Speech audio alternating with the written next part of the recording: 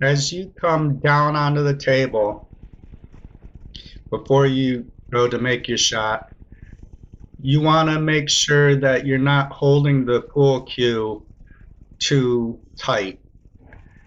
You don't want it too loose either, but you just want to have a control of the cue.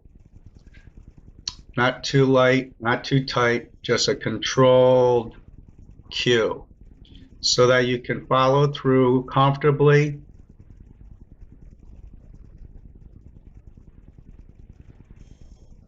Position by the cue ball should have the cue tip right up to the cue ball as close as possible without touching it.